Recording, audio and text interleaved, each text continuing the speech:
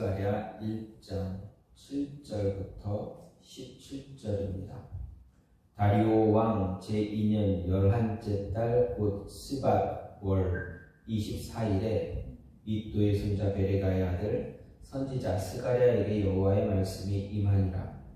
내가 밤에 보니 한 사람이 붉은 말을 타고 골짜기 속 화석류 나무 사이에 섰고 그 뒤에는 붉은 말과 자줏빛 말과 백마가 있기로 내가 말하되 내 주여 이들이 무엇이니까 하니 내게 말하는 천사가 내게 이르되 이들이 무엇인지 내가 내게 보이리라 하니 화석류 나무 사이에 선 자가 대답하여 이르되 이는 여호와께서 땅에 두루 다니라고 보내신 자들이니라.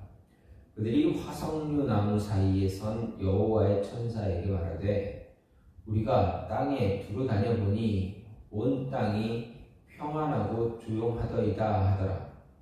여호와의 천사가 대답하여 이르되 만군의 여호와여 여호와께서 언제까지 예루살렘과 유다 성읍들을 불쌍히 여기지 아니하시려 하나이까.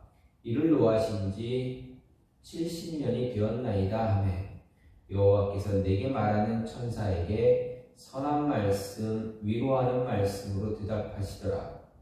내게 말하는 천사가 내게 이르되 너는 외쳐 이르기를 만군의 여호와의 말씀에 내가 예루살렘을 위하여 시온을 위하여 크게 질투하며 안일한 여러 나라들 때문에 심히 진노하나니 나는 조금 노하였거늘 그들은 힘을 내어 고난을 더하였음이라. 그러므로 여호와가 이처럼 말하노라.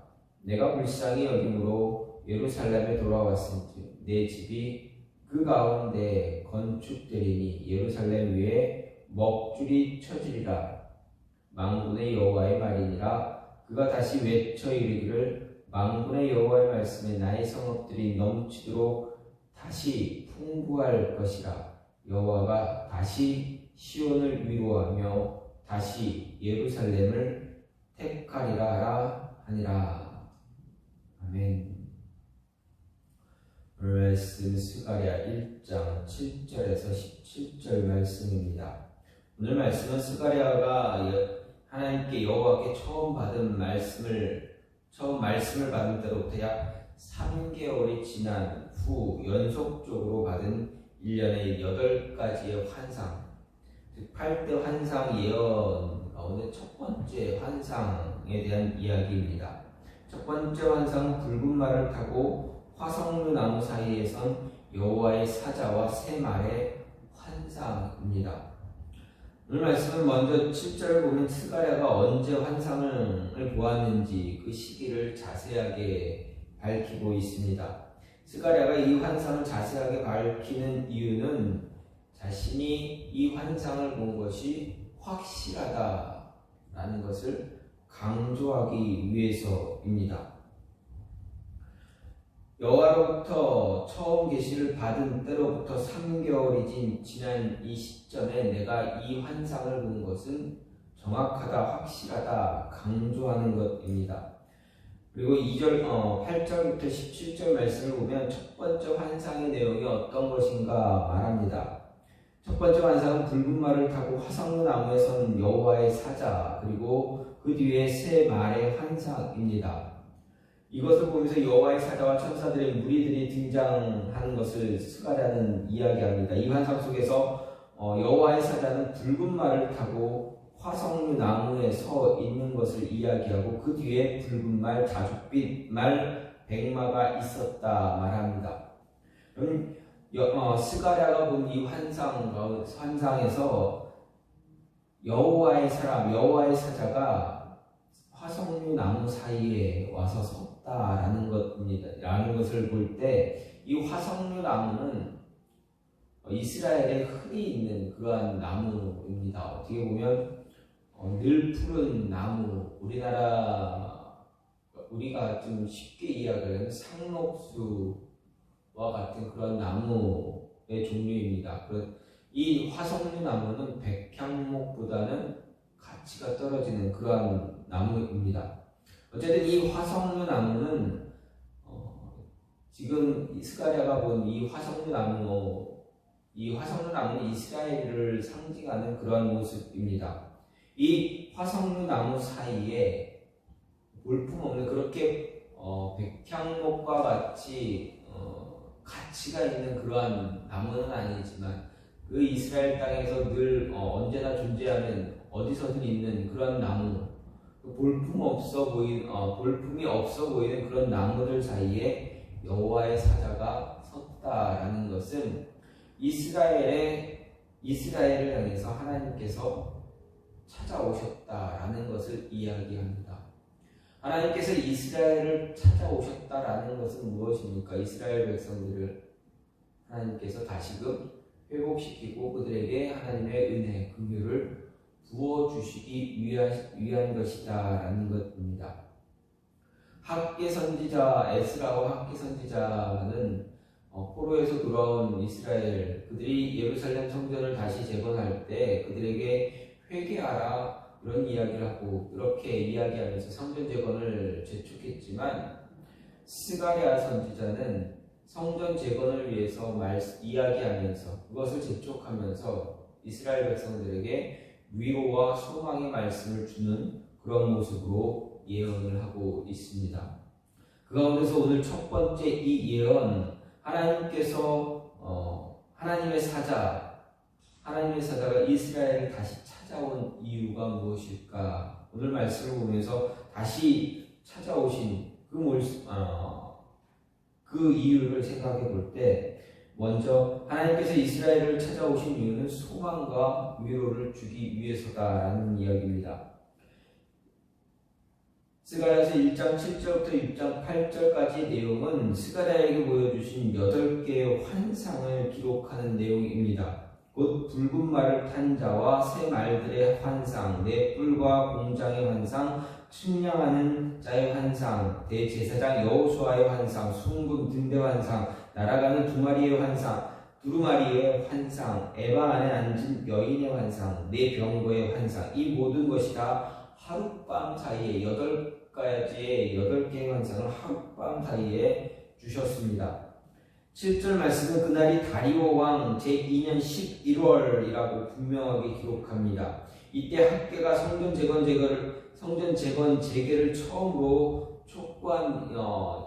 재촉한 때로부터 5개월이 지난 때였고, 스가랴가 처음 계시를 받고 백성들에게 하나님께 돌아올 것 선포한 때가 3개월이 지난 후입니다. 학개가 성전 재건을 재개한 백성들에게 하나님의 축복의 메시지를 전한 때부터 2개월이 지난 후입니다. 그렇다면 하나님은 왜 이 시점에서 스가랴에게 이런 8가지의 환상을 보여주셨을까 하는 것입니다. 이것을 알기 위해서는 좀 전에 말씀 앞에서 잠깐 말씀드렸듯이 환상의 내용을 잘 알아야 합니다. 환상을 보면 첫 번째에서 세 번째까지 환상은 소망을 잃어버리고 낙심한 자들에게 용기를 주는 그런 환상입니다. 그리고 네 번째 환상은 자기의 죄로 낙심한 자에게 소망을 주고, 또 다섯 번째는 하나님의 일을 하다가 낙심한 자들에게 용기를 주는 것, 여섯 번째는 악한 자들의 일시적인 승리를 보고 낙심한 자에게 소망을 주는 그런 환상입니다. 그리고 일곱 번째, 여덟 번째는 세상의 모든 악의 세력을 일수하고 마침내 하나님 나라가 영원한 승리와 영광을 얻게 될 것을 보여주는 그러한 환상의 내용입니다. 결국 이 8가지 모두가 성전 재건 과정에 있어서 많은 어려움과 고통을 당하는 백성들을 위로하고 격려하면서 소망을 주기 위한 것임을 알 수가 있습니다.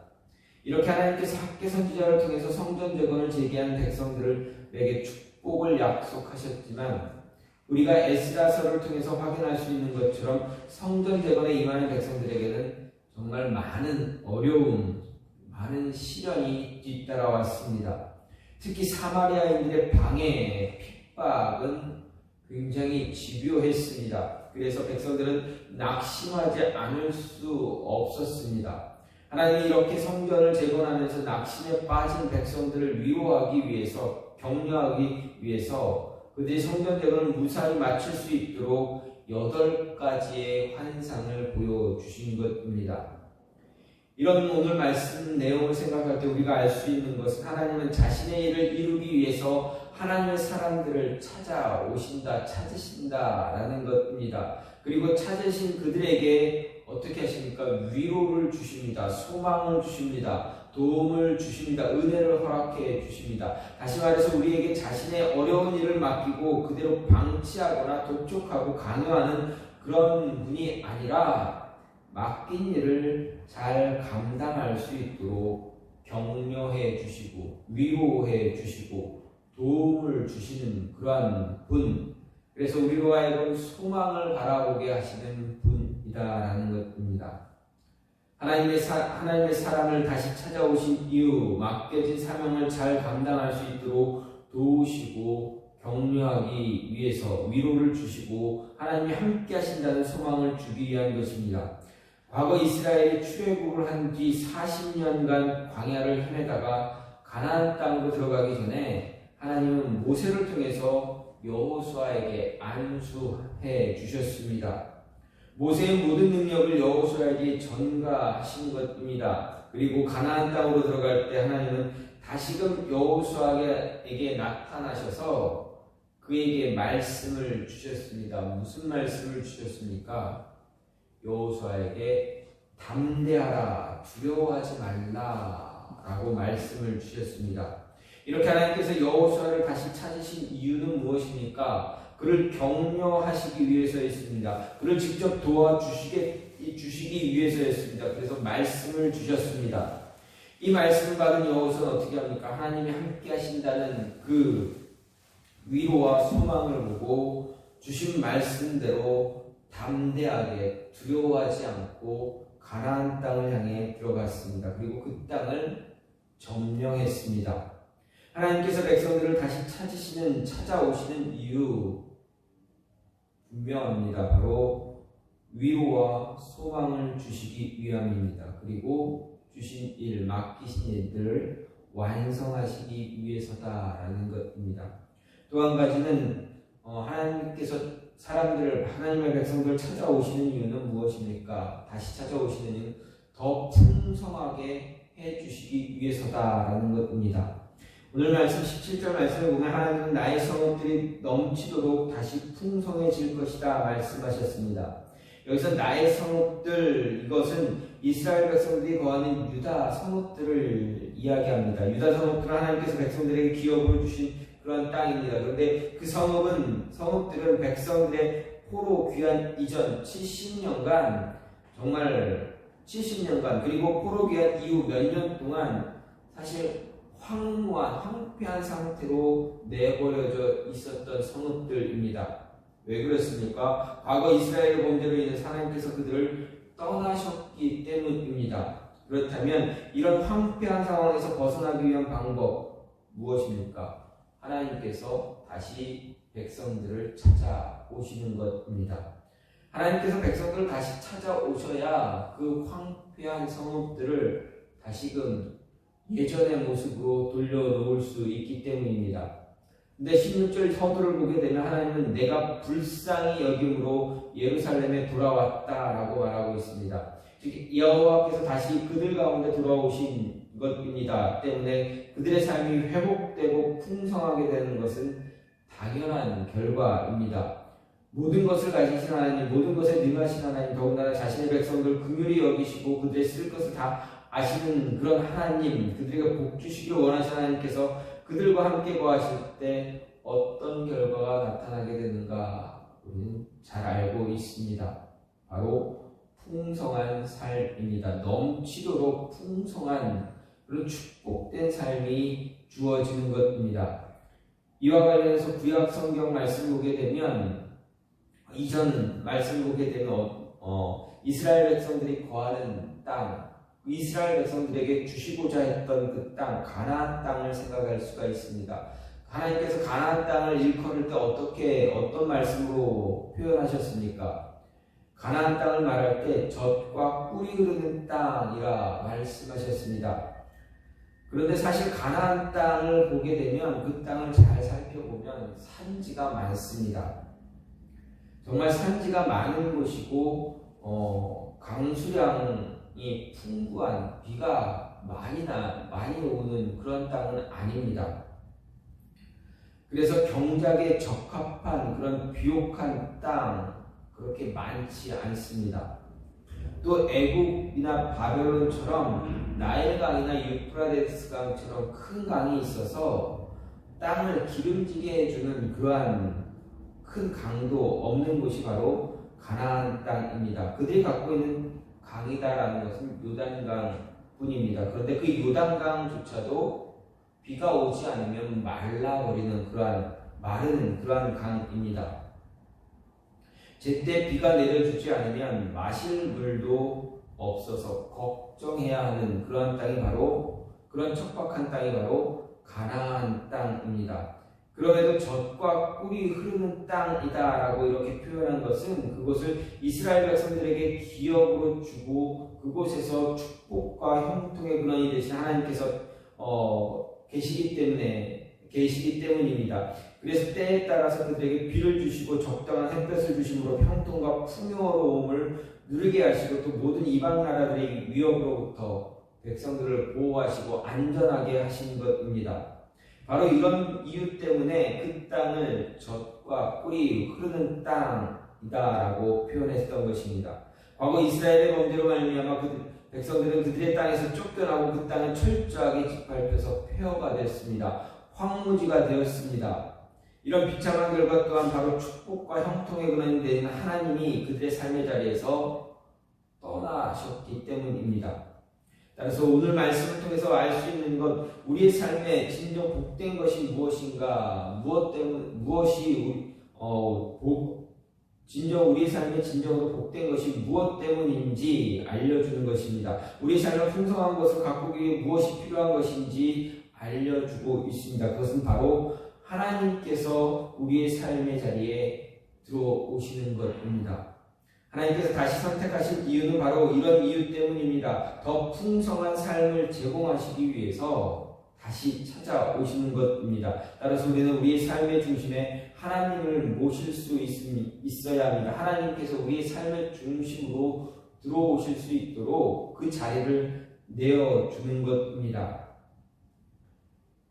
이런 삶을 살기 위해서 노력할 때 하나님은 우리의 삶을 젖과 꿀이 흐르는 그러한 풍성한 형통한 삶의 모습으로 그런 삶의 현장으로 바꾸실 것이다 라는 것입니다. 하나님께서 이스라엘 백성들을 다시 찾으시는 이유, 우리에게 다시 오신 이유, 죄를 짓고 하나님으로부터 떨어진 그 인간을 다시 찾으신 이유, 그것은 하나님께서 우리에게 더 풍성한 삶을 주시기 위해서다라는 것 잊지 말고, 하나님께서 다시 찾아오실 때, 우리를 부르실 때 우리의 삶의 중심을 내어드릴 수 있는 그런 모습을 가져야만 합니다. 마지막으로 다시 사용하시기 위해서 찾아오신다라는 것입니다. 환상 속에서 세 종류의 말을 본 스가랴는 여호와의 사자에게 그것이 무엇인지 물었습니다. 이는 그 말들이 도대체 무엇을 하는 존재인지 물은 것입니다. 여호와의 사자는 스가랴가 질문한 것에 대해서 10절에서 이야기합니다. 그 말들이 무엇인가 설명해 줍니다. 즉, 그 말들은 여호와께서 땅에 두루 다니라고 보내신 자들이다라고 이야기하고 있습니다. 여기서 땅에 두루 다닌다라는 것은 땅의 형편을 살피기 위해 다니는 것을 말합니다. 이런 본문을 통해서 우리 하나님의 일하시는 방식 하나를 알 수가 있습니다. 그건 무엇입니까? 하나님은 자신이 모든 일을 다 하시는 것이 아니라 자신이 세우신 사자들을 통해서 일하기를 기뻐하신다는 것입니다. 다시 말해서 하나님은 하나님의 사람들을 통해서 일하시기를 원하시고 기뻐하신다는 이야기입니다. 그럼 왜 하나님은 이러한 하나님의 사람들을 통해서 일하시는가? 하나님의 능력이 없어서 그런 것은 아닙니다. 하나님은 모든 땅을 한꺼번에 두루 감찰하실 수 있는 분이십니다. 그리고 그렇다고 해서 처리할 일이 너무 많아서 바빠서 그런 것인가? 그런 것도 아닙니다. 하나님 모든 일을 한순간에 완벽하게 처리하실 수 있는 분입니다. 하나님께서 이와 같은 방법으로 일하시는 이유는 그것이 하나님이 기뻐하시는 뜻이기 때문입니다. 그렇다고 해서 하나님 천사를 통해서만 일하시는 것도 아니고 하나님의 사람들, 하나님께서 부르시는 사람들, 마음이 합당한 자를 택하시고 세우심으로 인해서 그 일들을 이루어 가십니다. 끔찍한 기근에서 이스라엘과 애굽 그리고 주변 이방 민족들을 구원하시기 위해서 요셉을 사용하셨습니다. 또 이스라엘 애굽에서 구원하실 때 모세를 사자로 세우셨고 가나안 정복 전쟁에서는 여호수아를 그리고 그 이후 선지자들과 일꾼들을 세워서 하나님은 자신의 일을 이루어 가셨습니다. 신약시대에서는 복음의 일꾼들을 세워서 복음을 온 세상에 전하게 하셨습니다. 그리고 그들이 하나님께서 주신 사명을 잘 감당할 때 그들에게 영광스러운 상을 갚아 주셨고 또 갚아 주실 것입니다. 이것을 통해서 우리는 하나님께서 사람들 가운데서 하나님의 일꾼을 택해서 일하게 하시는 하나님의 뜻을 잘 짐작할 수가 있습니다. 그것은 바로 우리로 하여금 하나님의 영광스러운 사역에 참여하게 하기 위해서입니다. 그리고 그들에게 상을 베풀어 주심으로 인해서 유익함을 주기 위해서입니다. 이렇게 하나님은 자신의 뜻을 이루기 위해서 하나님의 사람들을 사용하십니다. 그리고 그 하나님의 사람들을 사용하기 위해서 찾아오십니다. 다시 말해서 하나님께서 포로에서 돌아온 백성들을 다시 찾아오시는 이유는 그들을 사용하기 위해서였다라는 것입니다. 그들을 사용하기 위해서 먼저 그들을 회복시켜 주셔야만 했습니다. 물질적이든 육체적으로든 영적으로든 백성들이 하나님 앞에서 회복되어져야 하나님의 일을 감당할 수가 있기 때문입니다. 과거 예수님께서 예수님을 세 번이나 부인하면서 저주한 베드로를 사용하시기 위해서 베드로를 찾아오신 그 모습을 생각해 볼 수가 있습니다. 부활하신 예수님은 갈릴리 호수에서 베드로를 다시 찾아오셨습니다. 그리고 모닥불을 피우시고 그를 모닥불 앞으로 이끌어 오셨습니다. 베드로를 모닥불 앞으로 이끌어 오신 이유는 무엇입니까? 그 모닥불 앞에서 예수님을 세 번이나 부인했기 때문입니다. 그래서 이 모습은 베드로에게 트라우마로 남아있을 수 있었습니다. 그렇기 때문에 예수님께서는 그 트라우마를 지우시기 위해서 그 트라우마로부터 회복시키시기 위해서 모닥불 앞에서 세 번이나 묻습니다. 내가 이 사람들보다 나를 더 사랑하느냐라고 묻습니다. 베드로는 세 번의 질문에 세 번의 답을 하면서 예수님께 세 번의 답을 드리면서 자신이 회복되어지는 것을 깨닫게 됩니다. 예수님은 그를 회복시키신 이유가 무엇입니까? 베드로를 회복시키신 이유는 베드로를 통해서 하나님의 일을 완성하기 위해서입니다. 처음에 그에게 주신 사명이 무엇입니까? 내가 너로 하여금 사람을 낳는 어부가 되게 하겠다라는 것이었습니다. 바로 영혼을 구원하기 위해서 베드로를 사용하시겠다라고 하셨던 그 사명을 다시금 베드로가 잘 감당할 수 있도록 그를 회복시킴으로 인해서 베드로를 사용하기 위해서였다라는 것입니다. 그 이후 베드로는 어떻게 됩니까? 예수님을 위해서, 예수님의 이름을 위해서, 복음을 위해서 자신의 목숨을 내려놓는 그러한 위대한 사도가 되었습니다. 하나님께서 포로에서 돌아온 백성들을 다시 찾아오시는 이유, 그것은 분명합니다. 그들을 회복시켜서 사용하시기 위해서입니다. 하나님이 우리를 사용하시기 위해서 우리를 찾아오시고 우리를 부르셨습니다. 그리고 한 사람 한 사람 우리 안에 있는 어떤 어려움들, 힘든 모든 것들을 회복시켜 주십니다. 하나님의 위대한 뜻을 이루기 위해서 이렇게 행하셨습니다. 그때 우리는 하나님의 뜻대로 사용되어질 수 있는 그런 모습을 갖추어야 하겠습니다. 하나님께서 분명하게 자신의 백성들을 위해서 다시 찾아오십니다. 우리를 부르시고 우리를 다시 찾으십니다. 그냥 부르시기만 하시고 내버려 두시는 분이 아니라 분명히 우리에게 말씀을 주시면서 그때그때 때에 따라서 찾으시고 말씀을 주십니다. 이유가 무엇입니까? 우리를 다시 사용하기 위해서, 우리를 사용하시기 위해서입니다. 그리고 소망과 위로와 소망을 주시기 위해서입니다. 또 더 풍성함을 누리게 하시기 위해서다라는 것 잊지 마시고 늘 하나님과 동행하며 하나님과 함께 할 수 있는 저와 여러분의 모습이 되어지기를 간절히 소망합니다. 이 시간 같이 기도하기 원하는 하나님, 우리를